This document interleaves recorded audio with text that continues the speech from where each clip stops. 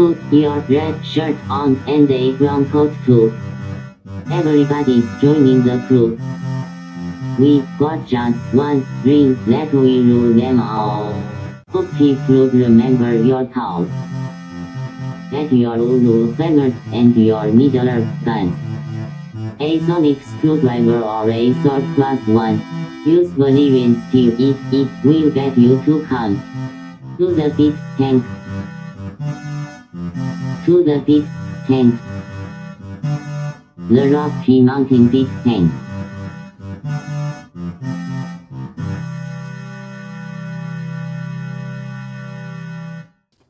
Hi, I'm Guy. Hi, I'm Troy. And this is Geek Tank. Your transporter accident just waiting to happen sized podcast. Today we're going to talk a little bit about Star Trek 101. But Where first, should you start? Whoop! There we go. Oh, man. But now I don't know whether I should look this way or... See, now I'm so confused. It's the opposite of what you over here. It's the opposite of what you think. And now you're over here. And you're right there. I don't even know how to handle these things. They mess with my brain. Yeah, if you look at the screen, you're over here for us. But really, we want to do that to be able to point to each other. So, yes, I mean, I want to talk straight to you. We got to do the thing someday where we like throw a ball and you catch it, and that'll be easy to coordinate without editing. We'll edit it in post. It'll work. Mm-hmm. It'll be fine. It'll be fine. It'll be totally fine. So this idea came to me because the I think it's like Showtime and Cinemax. Occasionally they'll do a thing on the weekends where it'll be like, here, have our show for free. Oh, hi Brent. And, hey Brent. So you get like a free weekend thing, and they've actually been running now for almost a week and a half, which is crazy. But we're showing Star Trek series in order. Yeah, I know. No, Chelsea. She's doing a Chelsea thing. Like she has like a combination of actual job, and then like her Kickstarter job, which is with the role playing group doing their stuff, and then she might be back into sword fighting stuff now. I don't even know, but she's got a lot of stuff going on, and is just too tired. Got a lot of balls in the air. Okay. But yeah, in any case, they were showing the Star Trek movies, and I've been thinking about watching them again because it's been a really long time since I've seen them, other than Wrath of Khan. And they had Wrath of Khan on, so I started watching it, and then it from the middle because that's where it was, and I was like, just sort of watching because I had to paint miniatures. Then it rode into Star Trek: The Search for Spock, and Tara came in and started watching about 10 minutes after it started. And that'll get you really lost. And seemed interested in it. And I'm like, oh, you know what? Why don't we record it and watch it from the beginning together and that? And so we did. And she was able to piece together what had happened up to that point. And then we watched 4, which was fun to watch with another person who wasn't sure. And she doesn't remember movies very well. So she gets a lot of good replay value from movies. Although after finishing this one, she's like, I kind of remember this one because it had a lot of stuff that did not feel very Star Trek-ish. And like the really kooky music that plays while Chekhov is trying to run away and then falls to his almost death. But we were about to, the next one, of course, is 5. And I'm like, I don't really know if we should watch 5 because it's so bad. But then again, it's... if you don't watch it, then you haven't watched it and you don't know how bad it is. So it's like, try this. I don't want to try that. It smells horrible. Yeah, but you don't know how horrible it is until you try it. So I thought, Guy's the expert on Star Trek in the Geek Tank realm. So why not explore, are there movies? Well, first of all, if you've never seen Star Trek, which is not the case here, but still, if you've never seen Star Trek, where should you start to get into it? And what should you make sure you avoid until you have become such a fan that you're accepting of the stuff that was not so great? So, first of all, 2, 3, and 4 are considered a trilogy. So they're self-contained. They're their own little universe. So, I mean, it's not like the other movies aren't connected to it or anything like that, but they consider 2, 3, and 4 to be a trilogy, a complete unit. it wraps up the story of what happened to Spock. It's its complete cycle all the way through. That one in and of itself, so it's a good spot to bomb out at the end of 4 before going to 5. Right. And then pick up again at 6. Right. Well, 6 is by itself and 1 is by itself. Because 5 has no bearing on 6 or 1, and 5 is kind of off by its lonesome self being it.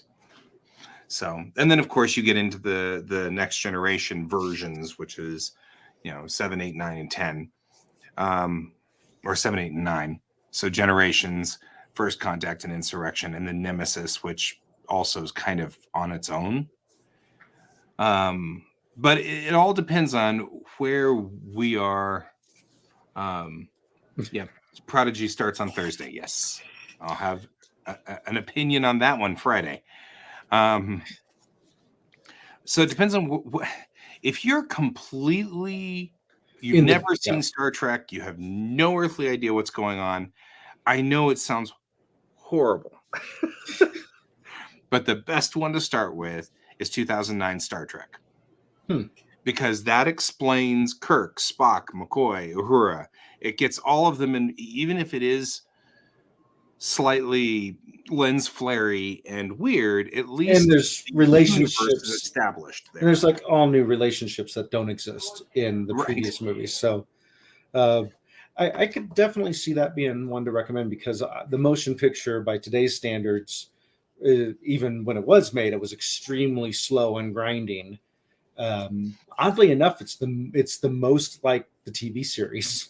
Not to say the TV series was slow and grinding. I'm just saying I find it fascinating that both your child and my child, who are on Spectrum, both enjoy that one the best.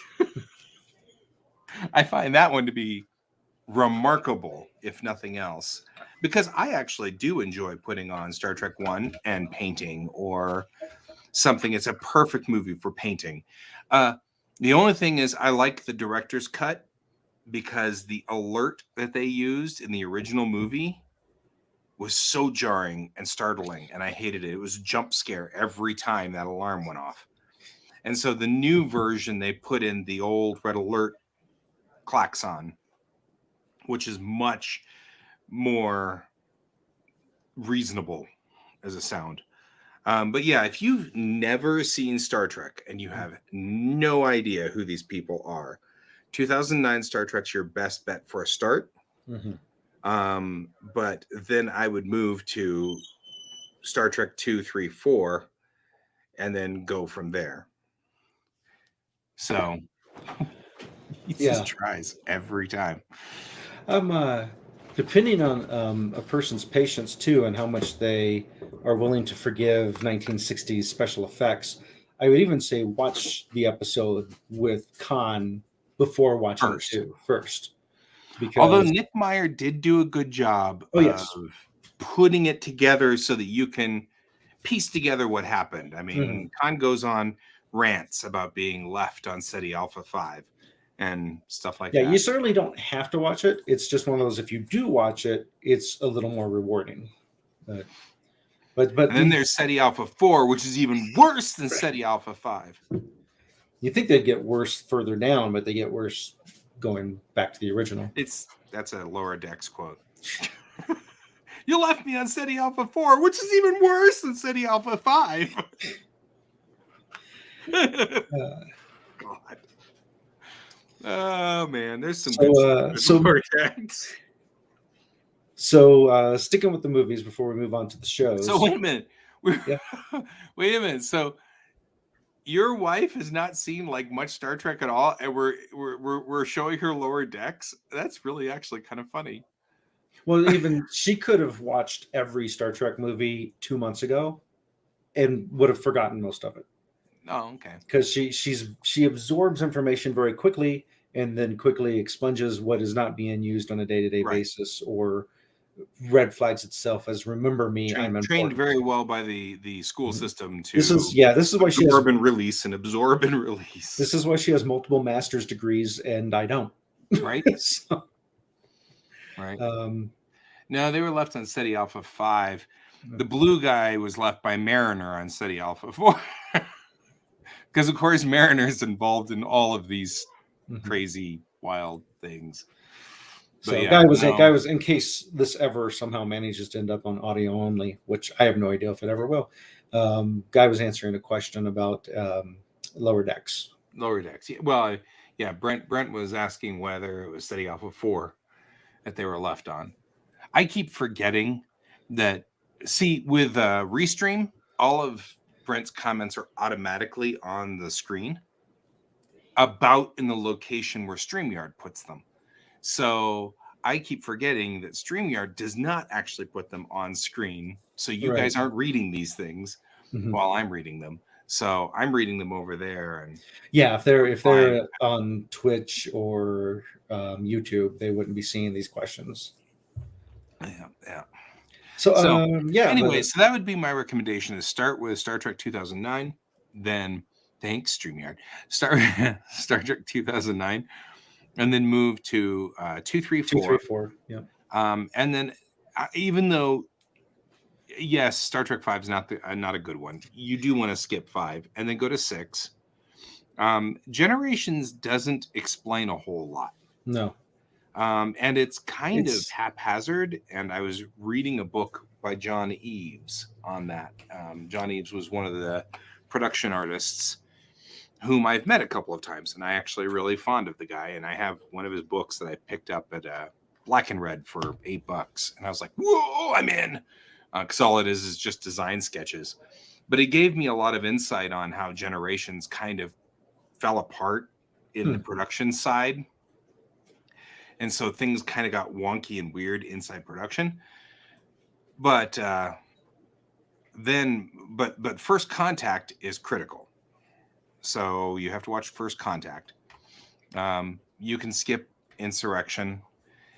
And Nemesis is only important if you're watching the TV series Picard. Because it's vital to Picard. It's a piece that's critical to Picard through the whole thing. Now, if you want to catch all the jokes with Lower Decks, you literally have to watch all 800 episodes of Star Trek plus all of the movies, because they are referencing all over the place. I have seen jokes that are super obscure. Or reverse engineer it and just look up all the references afterwards. Yeah. Just have me sitting next to you and go, what was that a reference to? But even then, I've missed a couple of them, and then on second watch, I'll watch it and I'll go, oh man, what was it the other day that I was watching on Lower Decks? And I was like, I can't believe they referenced that. Like it's meta. There's stuff that's meta. In one episode, Mariner is talking about Jennifer, the Andorian, and she's like, I know we're not supposed to have interpersonal conflict, but that girl really gets on my nerves. And that's a reference to Roddenberry's rule that the characters are not supposed to fight each other. And so she's not even referencing Star Trek's universe. She's now meta outside the universe, referencing Gene Roddenberry. It's like, bleh. Which, if you don't know that, it just sounds like Star Trek, the Federation, Starfleet has a rule about not fighting. Yeah, except that's not what she's saying, but that's not what she's referencing. But you can't break the fourth wall and come out and say, "Hey, this is a joke. You're not privy to it." So people can still enjoy it. It's not like they said. The best part about Lower Decks is it's unapologetically just pandering to us. Right, but it does it in a way that doesn't leave you completely lost. It's not like she turned the corner and said "fudge brownie" and everybody laughs and they move on, and you're like, "What's that mean?" Sorry, you had to watch episode 33 of the original series to get that joke. Right. So totally. It doesn't that's why I was actually like, that's what I was saying about your wife specifically here, is that if your wife is watching these Lower Decks, it's still funny enough for somebody who doesn't. That you never have to see Star Trek. You can just watch Lower Decks and it's fine. Right.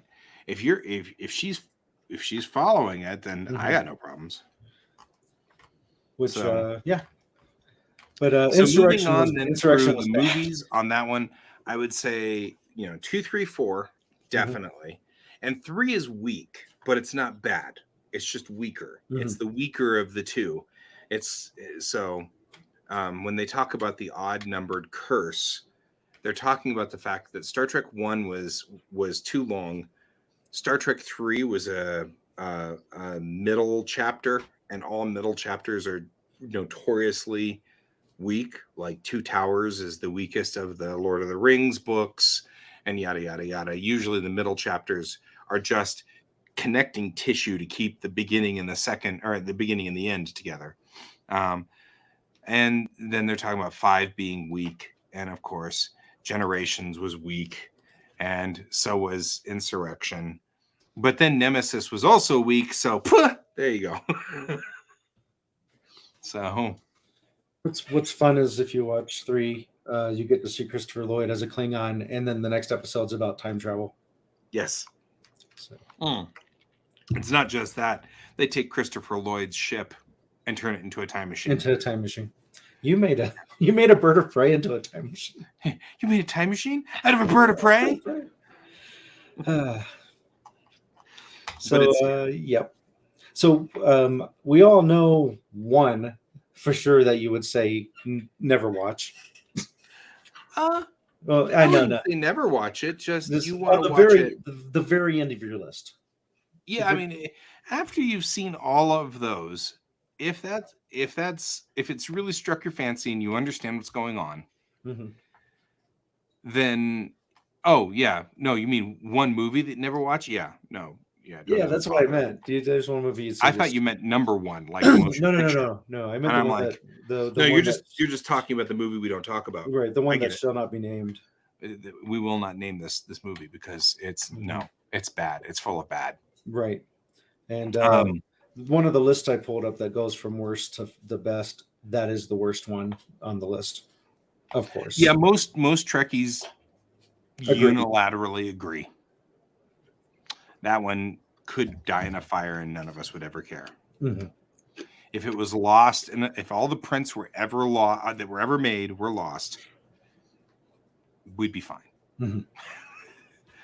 Nobody has it on their hard drive, so it's it almost seems like the person who wrote the script was just given like the improv game Scenes from a Hat, where you just have a bunch of random pieces of paper and a hat and you draw it. Yeah. It had a bunch of Star Trek references and characters in a hat that they didn't know anything about, and they drew it out. You know what the best part of that movie was? The dress uniforms. The dress uniforms in that movie were awesome. I loved those. That was it. That's it right there. That's pretty much that's it. And then of course they put Final Frontier as the next worst one. I would go for that too. Then Insurrection. Although Red Letter Media had a video once, and I couldn't deny the logic of it. But the Red Letter Media guy said, this is generally regarded as one of the worst Star Trek movies, even though it has all the things that Trekkies always wanted in a Star Trek movie.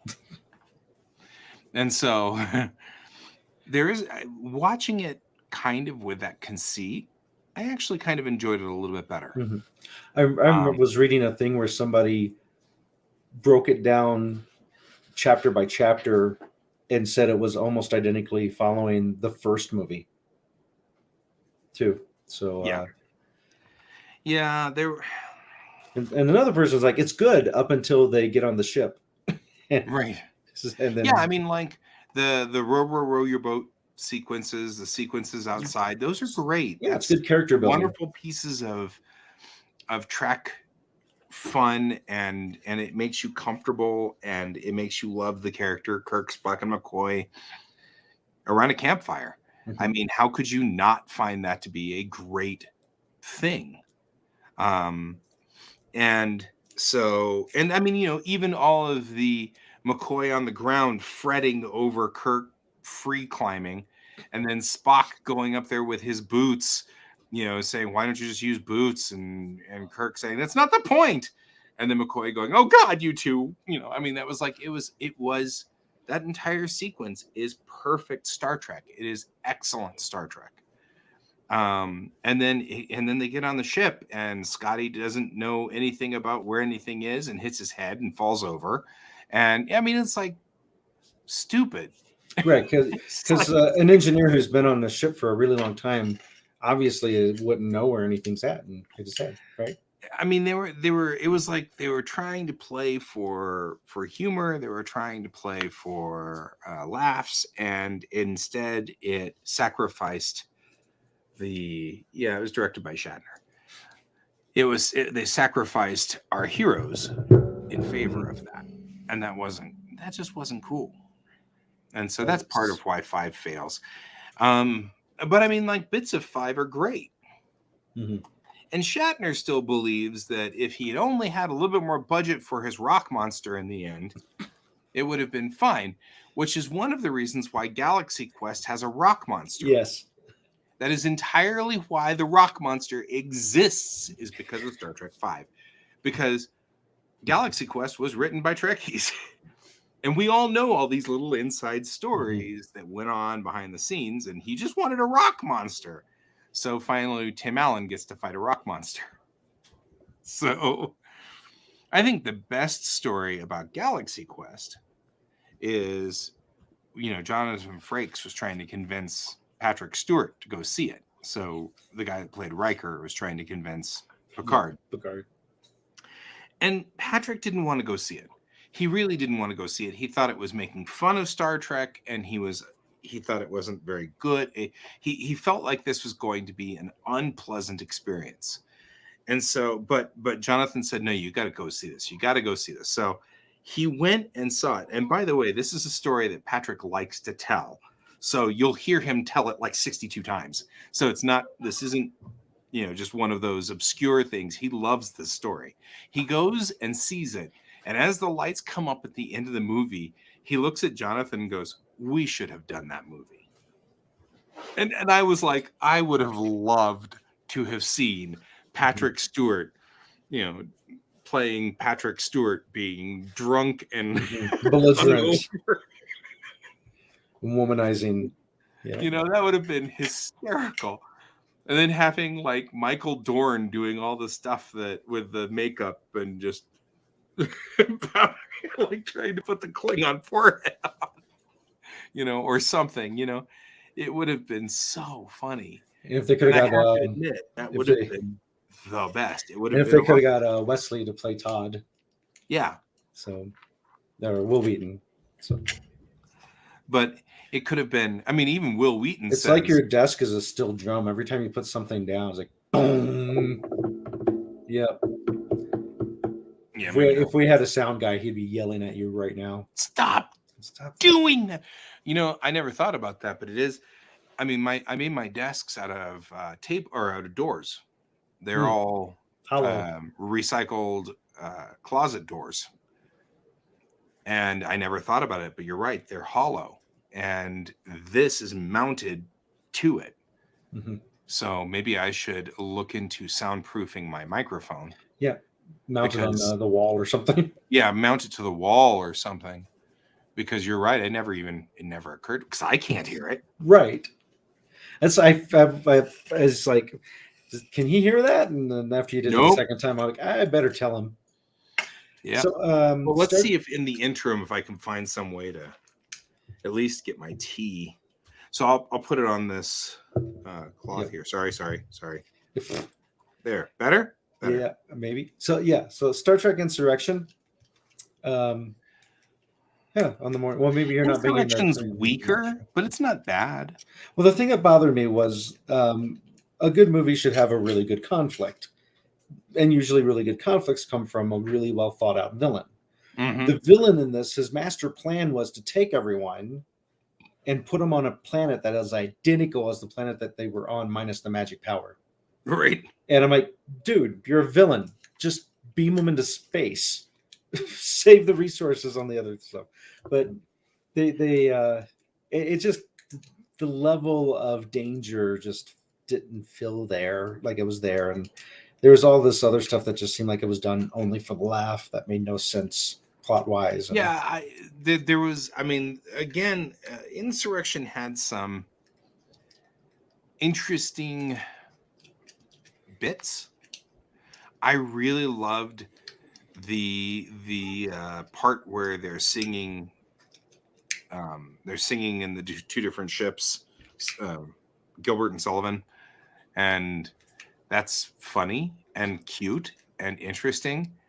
I didn't like them using Data's programming as a widget again. We're just going to overrun Data. What? You know, because it was unclear whether he was programmed to misbehave or whether, what was going on. That was unclear. But the other thing that bothered me a lot about that particular one was, because actually I didn't mind the people on the planet weren't bad. I like that. That was kind of cool and an interesting twist. The skin stretching was weird, kind of bizarre, and a waste of F. Murray Abraham as an actor, because he's a good actor, and that was kind of a waste in my opinion of him. And then they just reused everything from First Contact. Mm-hmm. The only good thing, again, that came out of Insurrection was the dress uniforms. The Insurrection dress uniforms are cool. And we get to see them again in Nemesis at the wedding. So, yeah, people on the planet just give up their technology for the simple life. This is actually something that I'm exploring quite a bit on my world building. The concept and the idea of, the technology makes it so that you don't have a scarcity society. So if you surrender your technology, you're deciding to return to a scarcity society where we're all scrambling to get food and trying to kill each other because we don't have enough food. And it's like, Well, their advantage is they didn't need health care. Right. So. There's a plus. Yeah, I feel like that's Insurrection's not bad. It's just weak. Well, it's not as bad now that there's been worse to come out. Right. So by comparison, and that's the thing is like Star Trek V's not so bad anymore now that we've kind of seen it go souther. And I don't know. There's also a lot of things are aging in my head better because I, have a lot more tolerance as I grow older because, D. Kelly's no longer with us. Leonard Nimoy's no longer with us. Bill Shatner is 90. Even if he is excellent, and I'm still shocked he walked up that entire row, all those stairs to the rocket. At 90? And I just lost a great aunt who was 90. And I've had days where I couldn't do that. Right. I'm like, I'm not even 50 and I can't do that half the time. So, but even then, you can't expect him to live much past 100 and something. You know what I mean? You really can't. So we've got only 10 more years, 15 on the outside with Bill Shatner, And so that's, so so sometimes just watching Star Trek V just for that opening sequence with them on the rock and, and them all singing Row, Row, Row Your Boat and, all of that. And that's the other thing. The scene with McCoy's dad is some of the best acting that I've seen D. Kelly ever put out. And it's such a wonderful, it's wonderful to see an actor actually take flight a little bit, be able to get a good emotional meaty scene and be able to take it and run with it. And, D. Kelly is a 60s television actor and the culture had changed quite a bit by the time we got into the 80s as far as what people wanted from actors. They wanted tears and they wanted laughter and they wanted a lot more dynamics than you gave in the 60s. And so it was nice to see him rise to the challenge. It was good to see that scene. So Five's not completely wasted. It's just that it's like bits and pieces of Five are great. And then lots of Five's just trash and needs to be thrown away. it'd be nice if you could almost find some other plot and take all the bits and pieces and stick it on something else. You know, Yeah. To circle back Generations around. is great for the Enterprise B. Mhm. Yep, which most people wouldn't. You're in a unique boat for watching Yeah, a show just for the ships, which is well, cool. and Harriman's not installed till next Tuesday has become sort of an ongoing running Trekkie joke. So there's that. Mhm. You know, we got to see canonically that Demora Sulu is Sulu's daughter, canonically, which they referenced in Star Trek Beyond. Mhm. And I think that's even more interesting that in Star Trek Beyond, Sulu is married to a man and they have a daughter. And I think that's even cooler. They added an entire twist to that. Although, interestingly, George Takei did not like that, which I found very interesting because he had said, it doesn't matter what my personal sexual orientation is, my character's sexual orientation was always intended to be heterosexual. And he's like, that's not to say that, but of course, I went back and looked through everything and never saw anything that implied that Sulu was involved with women or men. One way or the other. Yeah. So I don't see any problem with adding it to the canon. There's nothing wrong with that, in my opinion. I think I could see, and of course, I'm not in the same boat that he's in, but I could see how that could be interpreted by the actor as a gimmick of you're using my personal life as a stunt to change this in the character, which is what I think George was feeling, and I'll agree with that. Agree with that. As I realized after, it's not Trek, but Galaxy Quest is so Trek that it should be thrown in. It's in my Trek folder. Yeah, I was just saying. I keep Galaxy Quest and Orville. Yeah, 2, 3, and Orville and Trek or Galaxy Quest both Trek. After 2, 3, and 4, probably should just go straight to Galaxy Quest and then continue with the Trek movies.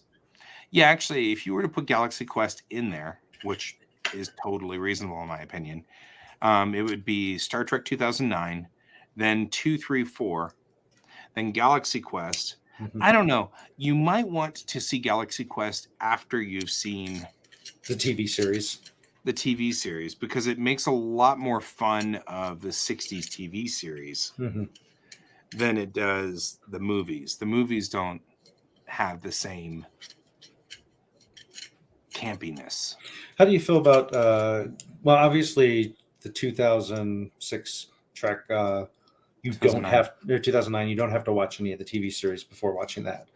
No. But before watching Wrath of Khan and 2, 3, and 4, is it better to Space Seed? Yeah, should you go back to it, or should you? Can you go back to it? You can. Space Seed's not horrible. I mean, but it does give a little bit of, I don't know. The only thing that you miss is Marla MacGyver's as a character, because you miss her as sort of a driving force behind why Khan has somewhat gone insane, and why and is full of revenge, and why the SETI eel is so big and someday you have to paint that. I will. I'm just so excited that I have a SETI eel molded off the original SETI eel too, which just is the best. Speaking of toys, we should plug our people. The peeps. Plug our people. Plug the peeps. Hang on. Let me get the thing. Brent, that's not the first time that's been said. It. Dang it. Okay, Geek Tank is sponsored by Kieran Games, Geekway Homes, Shiny Garden, and your mom. Your mom. Thanks, Mom. Your mom. Whoop. Yep. I know that Kieran Games has been back in circulation in the circuit, so that's good. Geekway Homes has been plugging along. I was out in a shoot with them in Breckenridge last Thursday. Shiny Garden is still going strong towards Hexagon, which is going to be in February. And your mom is still going strong. If you know what I mean. If you know what I mean. Okay. So moving on to the TV shows. I'm not saying what. Okay. So moving on to the TV shows, looking at Rotten Tomatoes list, they have them ranked by Rotten Tomato, the percentage of popularity type thing. And I'm kind of surprised although I haven't seen every episode of everything, so it's difficult for me to fairly judge them and place them where they would be.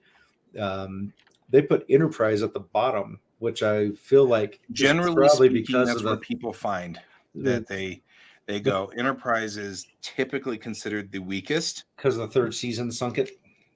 Third season sunk it. I think a lot of us Trekkies had a lot of expectations of where they were going, but I think the biggest thing is the Klingons thing, which isn't about Klingons. It's about Trekkies ahead of time seeing a thing and then deciding that the show is going to be crap because of it. In the case of Enterprise, everybody was on the why go for a prequel? Let's have something after Voyager. And since everybody was so big on that, when they started the prequel, everybody was like, oh, this sucks because prequel. And we wanted really something after Voyager. And, so a lot of the complaints were just kind of like nitpicky of they should all have to wear skirts and it won't look right. And then the technology. And it's like, right. Well, there's a meme going around right now I've noticed where they've got Pike and Colt, Yeoman Colt, and Yeoman Colt is handing Pike a clipboard, and Pike, and then of course down at the bottom it says we've had iPads for frickin' 200 years. Why are you handing me a clipboard, Yeoman? And somebody had said in that thread, this is exactly why I don't complain about them updating. Because really, honestly, if you want Enterprise to be legitimately correct to toss, they should, in theory, all be writing everything on stone tablets with, and have flashy report, sir. And have flashy gummy lights for their consoles. Right, a whole bunch of little flashing dummy lights. Oh no, sir! Ding, ding, ding. The engine light's on. So yeah. So yeah, I would not have expected that necessarily to be the one at the bottom, but that's just because I haven't January 2022. I haven't seen enough of Voyager to fairly judge it. So unfairly, it's more at the bottom of my list because I haven't seen the good ones. Voyager starts out weak like they all do. First 3 seasons, there's a hair law that's in effect on that one. When Janeway lets her hair down, that's when Voyager gets better. It gets even better, though, ironically, with the arrival of Jeri Ryan, 7 of 9. It's not that Kes was a weak character. She just was poorly used. And it didn't help any that Jennifer Lien was having personal problems at that time, and she was having difficulties on set and doing things and finishing her lines and things like that. And so they let Jennifer Lien go and brought Jeri Ryan on to be 7 of 9 with Scorpion 1 and 2. If people watch Voyager, I recommend going to Scorpion 1 and 2 and starting there. So watch Caretaker, which is the first episode and second episode, and then jump to Scorpion 1 and 2. And then if you like the show from that point forward, go back and rewatch, because there's some real gems in the first 3 seasons, but there are an awful lot of bad ones. The Kazon, as much as I know they were, and we get a beautiful performance out of Aaron Eisenberg even as a Kazon somewhere along the line. But despite all of that, it's still, the Kazon just looks like people pooped on their heads, and it's horrible, and I hate them. And they're stupid. They brought a repop of them back when they were trying to do the whole Kazon Vidian, all of that stuff just needed to go away. They brought them back with the Hunters. Those guys were cool. And Species 8472. Those were much stronger entries into the Voyager lexicon. So, Hirogen. It took me a second. I couldn't remember who they were. The Hirogen and Species 8472, a much stronger entry into Voyager. So, if you watch Next Gen, I recommend that you watch Encounter at Farpoint, and then skip to Best of Both Worlds 1 and 2, which is 3rd season. And then same thing with Deep Space Nine. You should watch Emissary 1 and 2. You need to watch Duet, which is 1st season. And then go on ahead and just skip 2nd season and go straight into 3rd season. At that point in time, you can just enter in at the 1st episode of the 3rd season. Deep Space Nine gets better at the Circle. That's the 3-parter where they have Bajoran terrorists on the station, and the Maquis starts showing up, and then we get the Defiant. As soon as the Defiant shows up, things are so much better at Deep Space Nine. So Enterprise then has a lot of really fun things in 1st season. I actually really liked Enterprise's 1st season. 2nd season is okay. So if you watch Broken Bow and you go through 1st season, Fight or Flight, and a lot of those kind of early on shows show a lot of the stuff that we sort of expect to see out of the early days of Starfleet. 2nd season, we get Carbon Creek and stuff like that, and those are good episodes, and they're a lot of fun. Skip 3rd season. Just don't even bother. Come back in after Shockwave Part 2 in 4th season, and you come back in a much better position for Which one's that again? Enterprise or Enterprise? So Okay. I really Gotcha. highlights the 1st season are Broken Bow, First Flight, and then Fight or Flight's not bad. And then I would just go on ahead and move then to 2nd season with Carbon Creek. You can pretty much watch all of 1st and 2nd season without much problem. A Night in Sick Bay is kind of weak, but not bad. And it is interesting. Then, oh yes, right. Brent's absolutely right. 2nd season of TNG, Measure of a Man. That's a critical point. That's vital to the story. You do need to see that one. If you're trying to stay with the longer story. Well, yeah, but it's not just that. It's an excellent episode. It was written by Melinda Snodgrass, and she was one of those fangirls that got into Star Trek and they got hired on and then fast tracked into being a writer, living her dream. But because of that, she's got her fingers clearly on the pulse, and you can feel it. Every one of her scripts are awesome, and they're on point. And she left in 3rd season, and that was a sad thing. It's all right because they brought Ron Moore in 4th season, and once Ron D. Moore gets in there, we get some hardcore episodes that are wild in TNG because he's an excellent writer. Then they moved him over to Deep Space Nine, and he pretty much penned out all of the Dominion War. And then he moved to Battlestar Galactica, which he show ran, and now he's show running For All Mankind. So, I mean, like, I am a major Ronald Moore fan, and I will be for Ronald Moore. I'm there. So, do you place DS9 over Trek? Over Next Gen? Yes. I would say that if you were to ask me what my favorite Star Treks are, my heart will always be with TOS, even though TOS now is definitely starting to show its age. But I have an awful lot of nostalgia. There are an awful lot of sick days from school where I'd take the 6-hour tape where I'd recorded 6 episodes of TOS before Next Gen started. And I would just lay on the couch and I'd put the tape in and hit play and then sleep and then wake up and sleep and then wake up, as you are when you're sick. So it's like comfort food. It will always be comforting to watch the original series. That's just the way it'll always go. It's where you started. Yeah. But my second favorite will always be DS9. That was an excellent addition to it.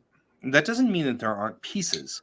Right. I was just asking because I'm in the same boat. I put DS9 over Next Gen, but the way that the original Trek has a special place in your heart, Next Gen has that place in my heart because that's what Tara and I watched while we were dating in college, and that that is connected there.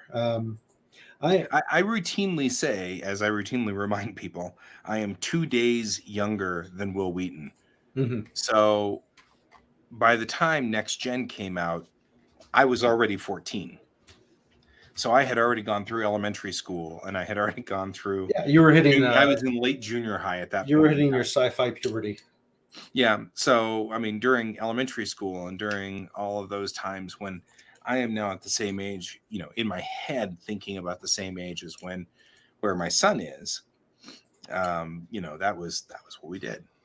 So I would almost say Lower Decks. If I was to tell someone where to start with the TV show, I know it has a lot of inside jokes, but I feel like Lower Decks would really pull someone in that knows nothing about Trek. Lower Decks is definitely pulling people in. That is absolutely. I'm noticing people who never saw anything are being sucked in by Lower Decks. I also feel like Strange New Worlds will have that capability as well.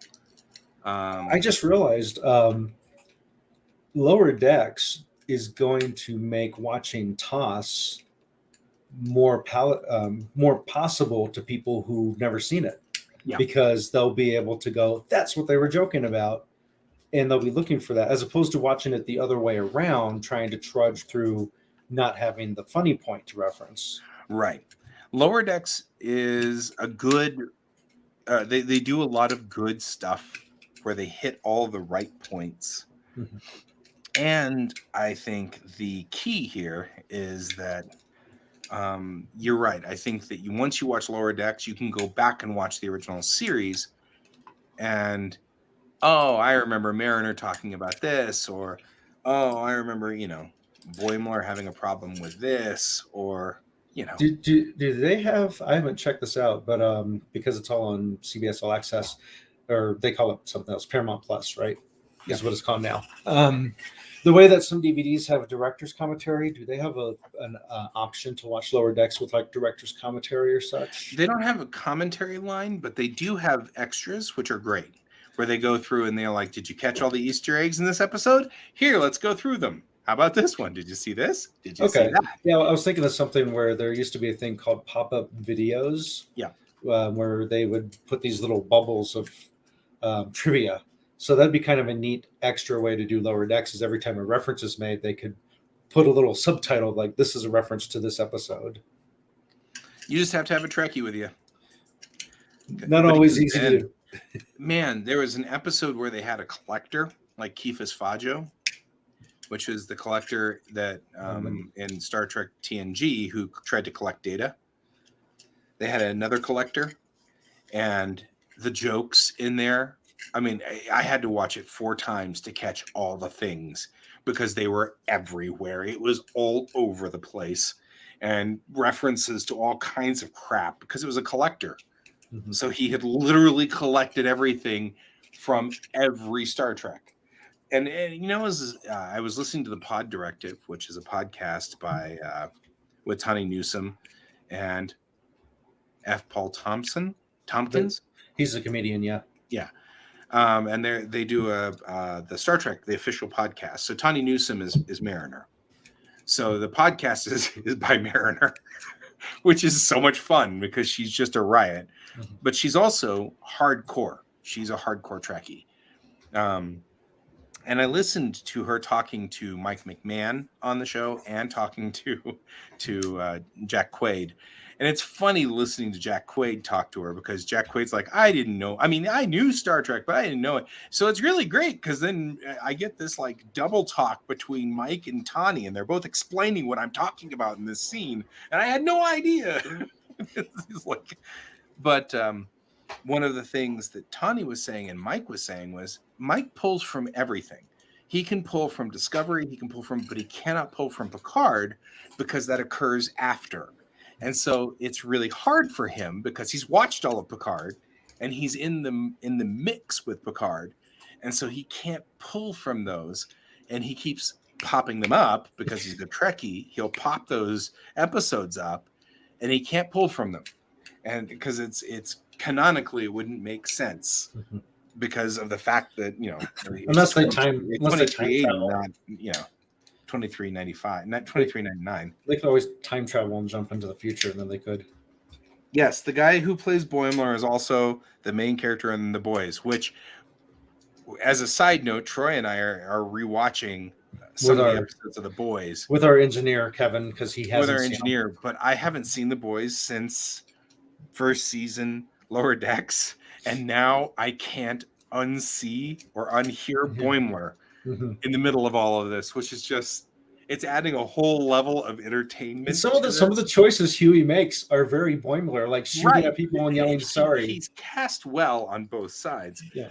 But I mean, like, there are things he says and does, and it's like, yeah, you know what? Boimler would do that. Just saying. Oh, I love The Boys. Yeah. The Boys is an excellent show. And having Jack Quaid on The Boys is always fun. Not for young people. Yeah. And I gotta stop tapping the table. It's like boom, boom, boom, boom, boom, boom, boom, boom. Table tapper. Yeah, so I'll just read through this real fast because I disagree with them, but oh yeah, and there's something that Rotten Tomatoes does is they give it like a little green splotch if it's bad, and then the red tomato if it's good, and they actually gave Enterprise a green splotch. Oh, and yeah. they got 55%. The next in line at 76% is Voyager. And then at 80% is TOS, the original series.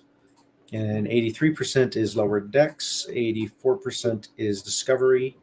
87% is Picard. And then tied at 91 is Next Gen and Deep Space Nine. Yeah, I'd call that. I don't know if I would agree with Picard. I feel like Picard's first season was relatively weak-ish. If I were to rank the new shows, it would be Lower Decks, Discovery, Picard, in my opinion. I'd agree with that, but I haven't seen second season of Picard either. Well, second, and neither have I. Oh. So that's fine. Second season of Picard starts in February. Okay. Which we might watch live or whatever. What I haven't seen then is third season of Discovery. Yeah, third season of Discovery was pretty strong. And fourth season looks to be even more interesting and more with a lot more strength. Second season of Discovery is excellent as far as bringing in Pike and having Pike in there. First season of Discovery was hit and miss. I got really frustrated with the fact that one writer's room had the answer to the spore drive. And because they swapped writers' rooms, they just threw it out. And I'm like, because the spore drive doesn't exist in Star Trek anywhere, right? And so it's going to go down in history as the Chang's torpedo launcher, you know, with Admiral or Commander Chang. The one that allowed it to shoot while cloaked. Yeah, that allowed a ship to shoot while cloaked, which apparently all in research on that was on that ship when it blew up because nobody's been able to reproduce it. His patent pending.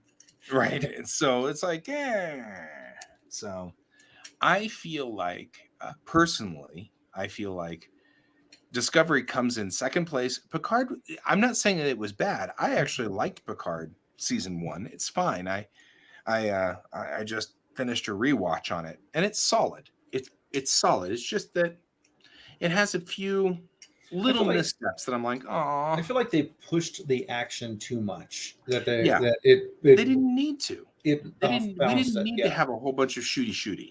You know what I think happened with that too? If you look at Next Gen the series versus Next Gen the movies, the same thing. It's a totally different Picard. In movie Picard is a shooty, and TV Picard is we'll talk this out and find a rational solution to it. Yeah, and that's the thing. Kirk was the one that jumped in with both feet and karate chopped everybody. Picard wasn't. Picard was a negotiator. He's always been a negotiator. And it's one of the things I liked about early on with Picard was that they really played up that he's 90-something years old and too old to fight. He can't get into a fight, so he hides under things. What was it? The Search for Spock. They're on the bridge, and they're like, someone has broken into Spock's room. Right. And instead of sending security, let's send the captain by himself to see who's broken into this room. Security was there. I don't remember seeing them. I just remember Kirk in their goofy, stupid helmets. Yeah. Oh, if you want to talk about goofy helmets, what about those weird hats that they had on their heads? Smurf hats. Smurf hats. The Smurf hats on Vulcan. Vulcan, yeah. Climb the steps, Jim. Climb the steps of Mount Saleya. Remember. Dead. Oh, it was fun. Oh, man. What a wonderful, wonderful movie. Yeah. I'm easily entertained. Anyway, so as far as series go, if you wanted to start Star Trek and you've never done Star Trek before, I don't feel like there's a solid entry point right now that works well. Yeah, I'm sticking with Lower Decks.